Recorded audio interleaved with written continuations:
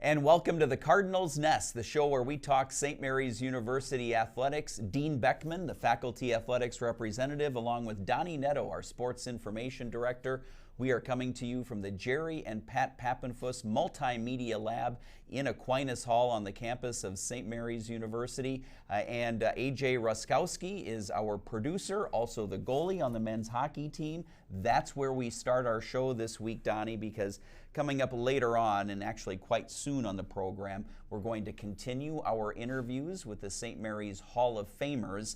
And in a few weeks, we'll have Mark Staub on. He's a hockey goalie who's going to be inducted into the St. Mary's Hall of Fame. This week, though, we'll have two Jennies. It'll be Jenny in stereo on this week's show. Jenny Schipp, Jenny Gutterman, classmates from 2006, right? Yeah, and that was an interesting interview because we kept saying Jenny, and they were both which one we were talking. Yeah, they were both so, responding. Yeah. So we'll have them on in just a little bit. But first, we want to recap the past week. And things are heating up on the ice, Donnie, especially on the men's side of things. Yeah, no question. And you know, I think that heading into the last weekend of the season, it's really exciting that everything rests on two games against Concordia.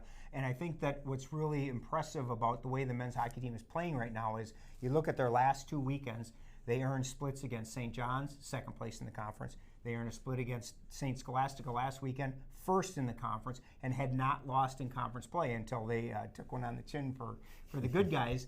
But so they're playing very well right now. I think that there's, you know, we've said over and over, if they can get to the end 8-8, they're going to have a shot. And right now they're 7-7. They've got Concordia where they're tied with it right now at 7-7, and basically with 20 points in the conference with 2 games to go, 6 points, very, very valuable 6 points left, and we get to play Concordia for that. So you know, if you make it really easy, win 2 and you're in.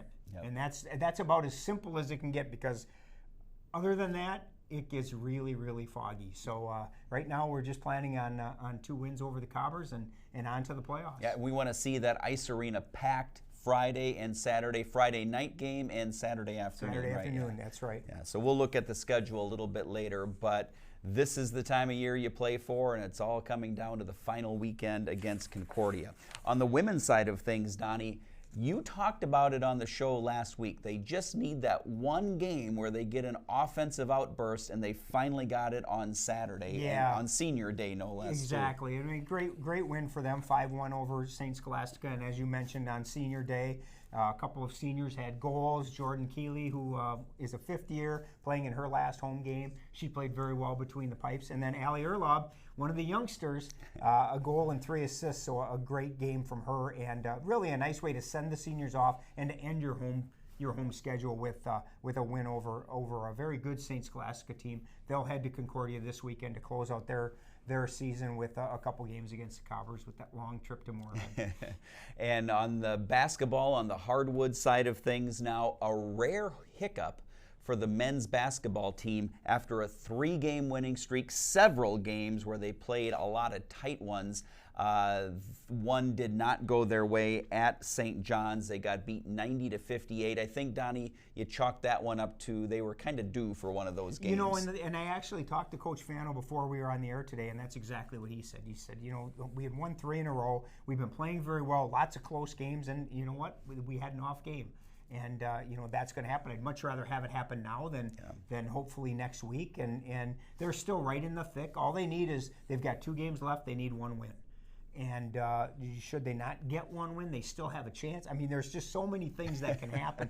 But it's real simple. If they get 1 win, they're in the playoffs for the 3rd time in Joe's 5 years here. So they're right where they want to be, and it's just a matter of either taking care of business against Bethel or at home against Gustavus on Saturday in their Senior Day. And you know, everybody's hyped up for Senior Days, so I think that you know, if it does come down to that Gustavus game, it's going to be definitely a great atmosphere for the Cardinals. Yeah. All right, so a lot of excitement there. On the women's side of things, they've been playing as good a basketball as they have all season, had won 3 of their last 4 games before dropping one to St. Ben's 52-41, and that was after the Cardinals got out to a really good first quarter in that one, just couldn't sustain it the rest of the way. Yeah, it was a great start, up 17-5 after the first quarter, and and they just struggled offensively from there. And that's the interesting thing about basketball is those ebbs and flows of a game, and they got in one of those one of those downturns, and they just couldn't turn it back around. And tough way to lose, a tough place to play. Coach Durbin up at St. Ben's has got a great program, and it's always tough to play up there. And now we return home for 2 against Bethel on Wednesday, and then against Gustavus, nationally ranked and 18th in the country on Saturday on Senior Day. Donnie, just a minute left here. Men's tennis, a 6-3 win over Dubuque. Women's tennis, a 9-0 win over Dubuque. Yeah, women's tennis has played really well to start the season with a 9-0 win over Martin Luther and then a 9-0 win against Dubuque. And the men now 4-2 on the year, a great start for them, and hopefully they can carry it over to this weekend where they've got men have 2 matches, Northwestern on Friday, and then they've got another match on Saturday, and then the women also play on Sunday against Carleton, so a busy week for them. All right, so we're going to have Jenny Schipp, Jenny Gutterman coming up next here on the program. Our Hall of Fame inductee interviews continue, but right now let's take a look at what's coming up this weekend in St. Mary's Athletics. Yeah, and I hope, Dean, that anybody that feels bad for an SID, this is the week to do so. We have 18 events, including 16 from Friday to Sunday. So it's going to be quite the weekend for the SID at St. Mary's.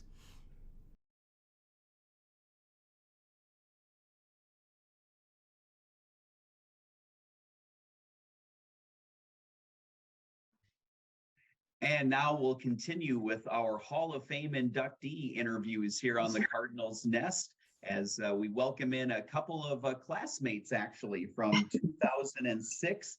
We have Jenny Gutterman Becker and Jen Schipp Stewart joining us. And Donnie, the two were teammates. And on this episode of the Cardinals Nest, we get a 2-for-1 on Hall of Fame inductee ceremonies. Both will be inducted into the St. Mary's Hall of Fame on March 11th at the Visions Event Center. Absolutely. And having been here when they both played, I'm really excited that they're both getting in together, because when you look at that era of fast pitch softball, you can't do one without the other, because they were both so integral to the success that those teams had. And I'm just thrilled to welcome you to the club. And I got to ask, how does it feel to have your name say Hall of Famer?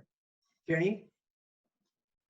Honestly, when I first got that call, I had to pause for a while and really take it in. So I'm super honored. And of course, when I found out I was entering with Schipp, I was even more excited.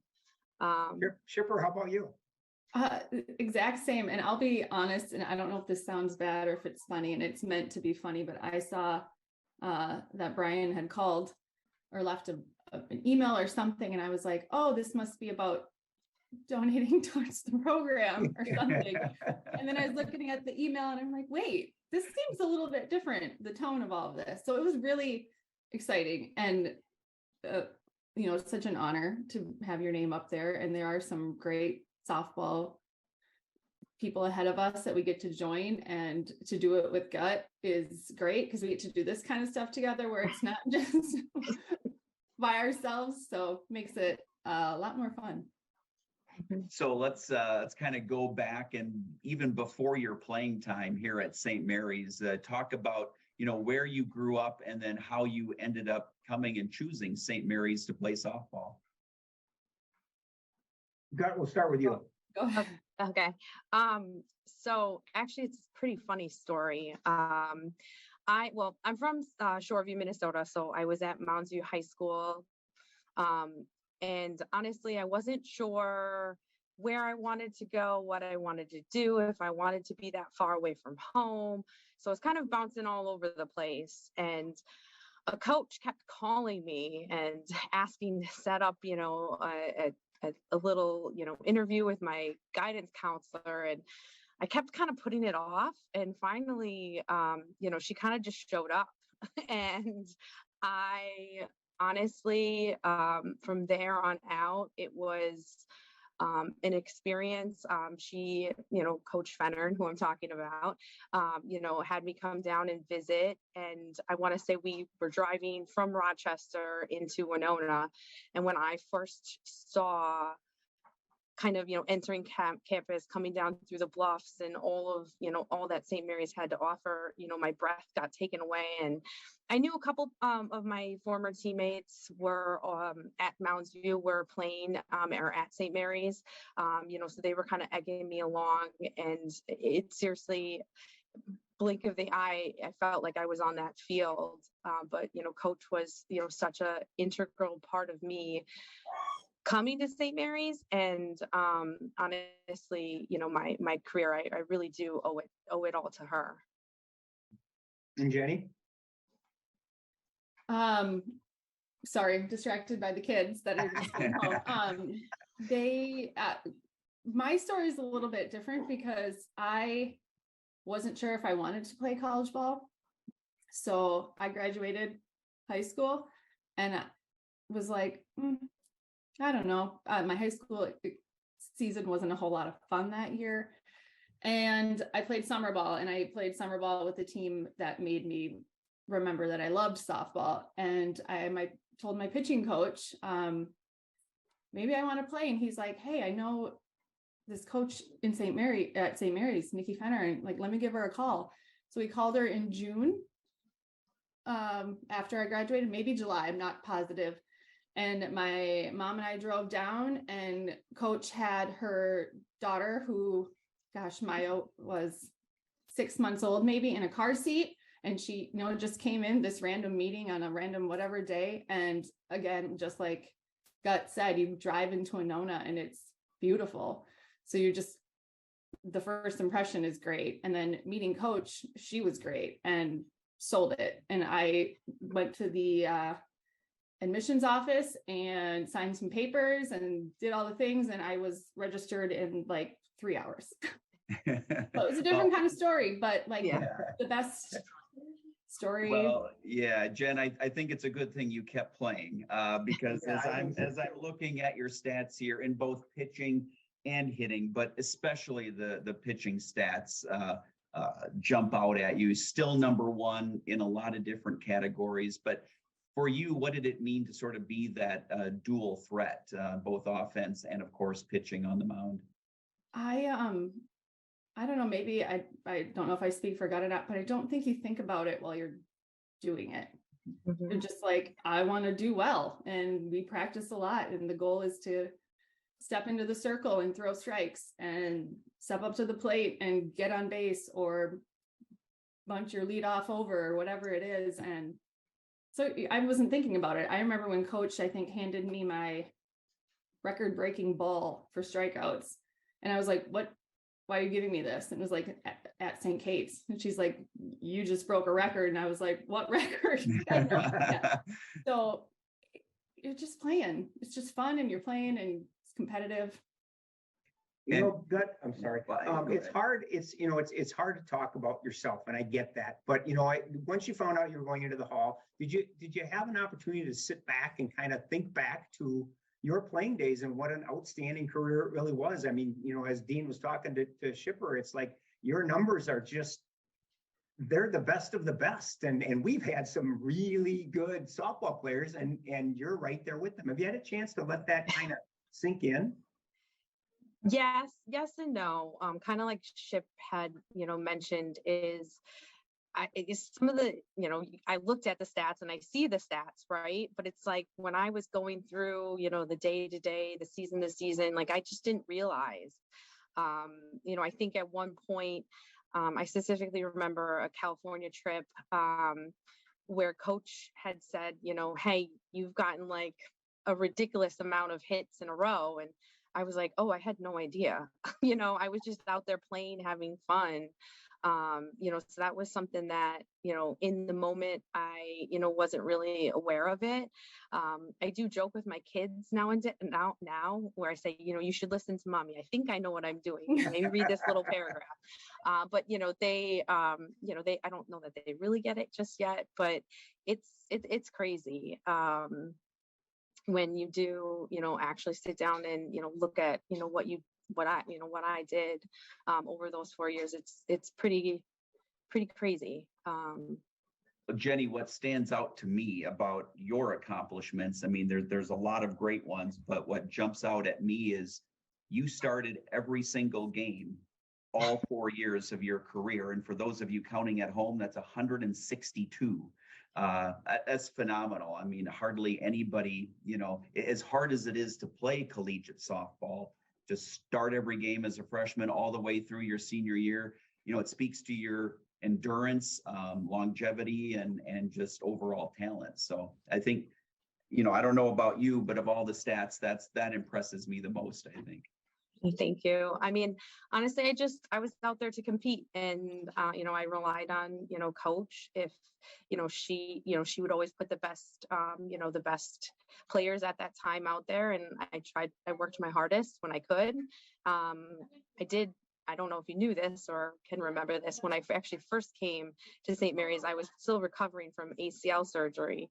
A lot of people at that time maybe had thought I couldn't, bounce back. So, that was a little motivator on my end is, to keep working hard and, rehab in the fall and be ready for that first spring, practice, so it was just my own motivation that, I wanted to, compete and I wanted to be there. But I also played whatever position, coach thought seemed fit. And I do think that it was maybe my first couple of games I was in outfield, which I hate outfield. Schipp will tell you that. But, I did whatever, would help the team. And, honestly, in the long run, it was worth it and it was fun. Schipper, I think that both of you have alluded to it, and I think that probably the biggest honor you can bestow on a person is to ask them to induct you. and both of you are going to have Nikki induct you. Talk a little bit about the impact that she did have on you as a player and as a person. I feel like we could probably go on for a really long time, so you might have to cut us off, but Gut and I got together and we texted coach and she's coach. We don't call her anything other than coach still to this day. Texted her and just said, we just wanted to set up a FaceTime call with you. And she knows the timing of all of these things. So we got to ask her together and she right away was like, I don't know what I have going on, but I will be there. And that's just how she was with us, with me the whole time. My freshman year, I started our first game and then I had a season-long mental block and couldn't throw a strike. So I ended up playing outfield. So got to come into the infield and I got to play some outfield. But coach didn't give up on me. I mean, she easily could have just said, I'm like, okay, here we are. Like, we'll go find another pitcher to, for next year. And she worked with me and we got through it. And I feel like she's done that on the field and off the field. Her door was always open. So having her be there there's nobody else that could be up there with, inducting or just sharing it with us, really. 100%. That's exactly what came to mind the second when, Brian had asked, who, just keep in mind, who you would like to induct you, and no one else came to mind besides coach. She has an attitude of a bulldog, meaning, if someone tells her, she can't do it, my God, she'll do it. And, that was, something I respected her for, and looked up, to her for, and I still do to this day. That type of, coach, mentor, in your life is one you can never let go of. And, she even said it today that if we needed something tomorrow, now, however many years later, she would be there for us. And it's really something special and something that both Schipp and I, and really the rest of our, her athletes are very fortunate to have. I'm really excited to ask this question because both of you have moved on. One of you is in Rochester and one of you is in New York. And you both married your college sweethearts, both people that I coached, which is really exciting, in Dean Becker and Tom Stewart. So I'm very excited to see them as well at the ceremony. But tell us a little bit about what you're doing now that you've graduated and aged a little bit and grown up, or however you want to say it. But Schipper, what's going on with you? I'm in Rochester, so I am fortunate. I get to stay home. So I have 3 girls, an 8th grader, a 7th grader, and a 1st grader. And I've been home since my oldest was probably 4 or 5. Tom works at Mayo. He's an anesthesiologist, so I get to stay home. And I've started doing some subbing and stuff. But otherwise, it's he, like you just mentioned, he played hockey. I played softball. Our kids are athletes, and we just run nonstop, chasing our kids to a lot of hockey right now. And it's great and it's fun. So I know Gut can really relate to all of that too. But any softball in their future? Yes, actually, my middle daughter, Kennedy, is moving into her first year of summer club ball. Okay. So, looking at all of the tournaments that I played at in the Twin Cities is where we'll be in the same fields, and it's a lot of fun. Great. How about you, Gut? Yeah, so a little different path. About a year after school, both Jim and I picked up and moved to New York. He's a New York City fireman. So we've had crazy couple of years, but it's been worth it every step of the way. We now live in Long Island. Have 2 kids that are knee deep in sports like Schipp. So we're running around now. My oldest plays hockey out here in Long Island, and my daughter is now moving into hockey, gymnastics, and a little bit of t-ball. She's only just turned 6, so she's just kind of starting that route. I've already been appointed to try to coach a girls team here, so we'll see how that goes. But like I said, it's madness. As far as work, I work for an insurance company now. It's been really great because a lot of the lessons that I learned from being at St. Mary's, balancing, softball and education, and of course, learning some great things from Mr. Beckman here. I've been able to kind of translate those over to my business career, and that's been really great. Great stuff on my end, and it's been a ride. It's been fun. Looking forward to the future. And that's kind of a nice segue into one of my last questions. Jenny, we'll start with you. What are some of your favorite memories at St. Mary's, maybe besides softball? And if you can throw a fun, memorable Coach Fennern story in there too, we'd accept that as well. So, Jenny? Honestly, favorite memory. My most favorite memory actually is with my team, right? So even when it wasn't season, we were such a close-knit group. We would go, Schipp and I would go right to the hockey games and support our significant others now.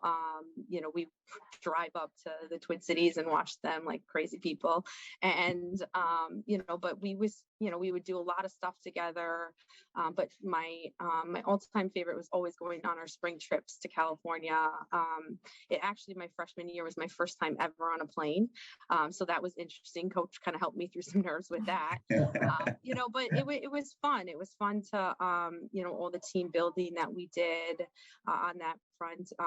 From a standpoint of school, I won't ever forget that final project that we did, and I pitched I remember at the time a weather type of device that will tell you the outside, inside pressures and all this stuff. And it's pretty funny because now every time I see one, I think about it. I think it was called like maybe Capstone at that point. So that was, I remember I was always so nervous about speaking in front of people, but it really did, kind of prepare me to, where I'm in today and all the discussions that I do get to have, thankfully, with, my big, corporate group inside and outside of my company. Schipper, how about you? Favorite stories? Is that Yeah. what we're on? I'm drawing a blank. Favorite story, everything you said not to include softball. And I'm like, well, I feel like everything somehow is about the softball aspect because we were close. We were friends on and off the field. We weren't all best friends off the field, but a lot of us were and spent a lot of time together. I think one of my favorite coach related memories, God, I don't know if you'll remember this, and it was freshman year in California, and we were in a huddle, and coach looked at Coach Miller, and she was like, all right, what do you know about Rhode Island? And I don't know what my freshman mind was thinking, and I was just, without missing a beat, said, Rhode Island's a small state located on the East Coast. And it was dead silence. And I just stopped, and then coach cracked up, and I think everyone was like, oh, thank God. That's awesome. That is awesome. And I bet she remembers that, because we had shirts every year where we would put all the funny things, we'd keep track and we'd make our shirts, and they made no sense to anybody else, but we have a lot. We should probably find some of those for some of our speech preparing and bring up some memories. The orange KP one, I do remember. Yes. Well, this my last question would be: I know your kids are younger, but have they grasped the significance of what you two have achieved in going into the Hall of Fame? My oldest is 14, which doesn't seem possible because I'm pretty sure we were just playing ball not too long ago. And I feel like they kind of do, but they don't so much, because I don't feel like it's something that we just talk about a lot. So, I mean, my husband coaches them in hockey, and hockey's their big thing. So when this all came up, he kind of had to be like, no, your mom was a really good athlete. Yeah. Like, they just didn't quite get it. And I'm like, it's not a big, we're not, the stats are there, but you don't think about it. So they're coming to the ceremony and everything. Good. So I think it'll be pretty fun. Grasp it there, that's for sure. Yeah, I think so. Yeah, no, same thing. I mean, mine are younger, 6 and 8, so I don't think they really understand. My son will say, my mom was a really good softball player, and I'm like, do you really know what that means? I don't think he does, but it's I think in the moment, when we are finally there, because he is asking actually a lot, when do we get to go? He's really excited. It might be something that, they do start to really understand. And yes, kind of the same, comments that Schipp had said here is that, dad kind of has all the thunder right now because they're big into hockey, and, so it'll be different for them to hear, mom and not dad. It's all good. Yeah, good. Well, Jen, thank you so much for joining us here on the Cardinals Nest. Congratulations on your induction into the St. Mary's Hall of Fame, and we will see you on March 11th. Welcome to the club. Thank you. All right, that's going to do it for this Cardinals Nest. Thanks for watching.